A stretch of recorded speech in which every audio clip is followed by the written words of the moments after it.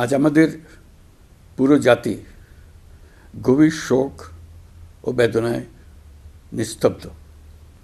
দেশের গণতান্ত্রিক রাজনীতির শীর্ষ নেত্রী, সাবেক প্রধানমন্ত্রী ও বিএনপি চেয়ারপারসন বেগম খালেদা জিয়া আর আমাদের মাঝে নেই।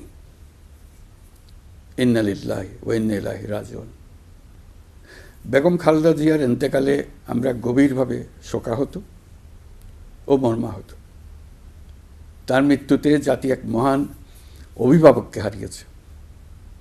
এই গভীর শোকের মুহূর্তে আমি তার পরিবারের সদস্যবৃন্দ, রাজনৈতিক সহকর্মী এবং অগণিত কর্মী সমর্থকদের প্রতি সমগ্র জাতির পক্ষ থেকে আন্তরিক সমবেদনা জানাচ্ছি। মহান আল্লাহর কাছে আমার প্রার্থনা, তিনি যেন আমাদের সবাইকে এই গভীর শোক কাটিয়ে ওঠার শক্তি দান করেন। বেগম খালেদা জিয়া ছিলেন বাংলাদেশের রাজনীতিতে এক পরম মহিমান্বিত ব্যক্তিত্ব। গণতন্ত্র, বহুদলীয় রাজনৈতিক সংস্কৃতি এবং জনগণের অধিকার প্রতিষ্ঠার সংগ্রামে তার অসামান্য ভূমিকা ইতিহাসে অম্লান হয়ে থাকবে।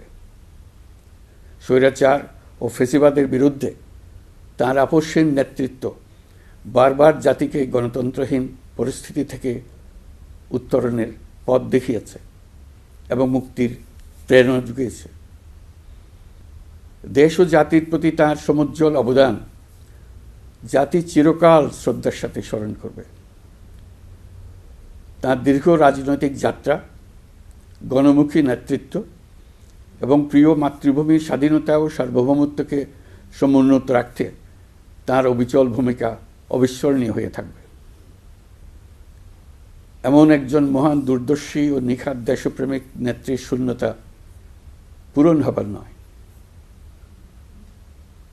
প্রিয় দেশবাসী, এই শোকাবহ মুহূর্তে আপনাদের প্রতি আমার উদাত্ত আহ্বান, আসুন আমরা সবাই যার যার অবস্থান থেকে মহান আল্লাহর দরবারে বেগম খালেদা জিয়ার বিদেহী আত্মার মাগফিরাত কামনা করি।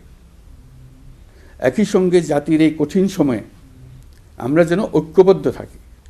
শোকের এই সময়ে কেউ যেন অস্থিতিশীলতা বা নাশকতার অপচেষ্টা চালাতে না পারে, সে বিষয়ে আমি সবাইকে সজাগ থাকার আহ্বান জানাচ্ছি। এই সময়ে আমাদের সবার দায়িত্বশীল ভূমিকা পালন করা অত্যন্ত জরুরি।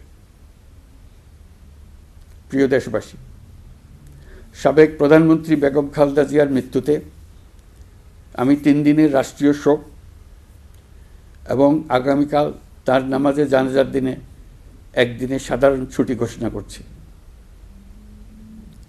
নামাজে জানাজা সহ সব ধরনের শোক পালনে শৃঙ্খলা বজায় রাখার জন্য আমি সবার প্রতি বিনীত আহ্বান জানাচ্ছি। প্রিয় দেশবাসী, আমি জানি আপনারা সবাই এই সময়ে অনেক আবেগাপ্লুত। আমি আশা করছি শোকের এই সময়ে আপনারা ধৈর্যের পরিচয় দেবেন এবং তার জানাজা সহ সকল আনুষ্ঠানিকতা পালনে সংশ্লিষ্ট সবাইকে সহযোগিতা করবেন। মহান আল্লাহ তাআলা আমাদের সকলকে ধৈর্য, শক্তি ও ঐক্যবদ্ধ থাকার ক্ষমতা দেন। আল্লাহ হাফিজ।